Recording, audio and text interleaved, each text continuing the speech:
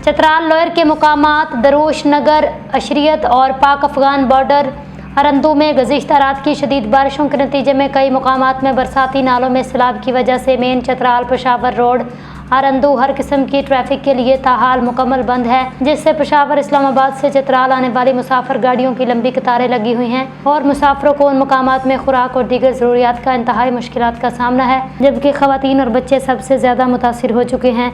ज़िला इंतज़ामिया चतराल के मुताबिक ब्लॉक एरिया में NHA और C&W की मशीनरीज रोड खोलने में लगे हुए हैं। मुसाफिरों का कहना है लवारी एरिया खसूसन अशरियत से टनल तक के एरिया में सैलाब का आना कोई एक रोज़ की बात नहीं, बल्कि गर्मियों में यह रोज़ का मामूल बन चुका, जिससे हज़ारों मकामी मुसाफिरों और सियाहों को ऐसे मौक़ों पर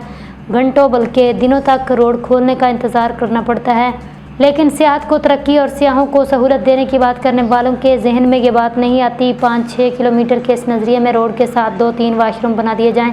ताकि फंसे सियाहों और मुसाफिरों को वाशरूम की सहूलत हासिल हो सके। इस एरिया में सैलाब से ख़वातीन चाहे वो सियाह हों या मुकामी सबसे ज़्यादा मुश्किलात से दो चार हो जाती हैं।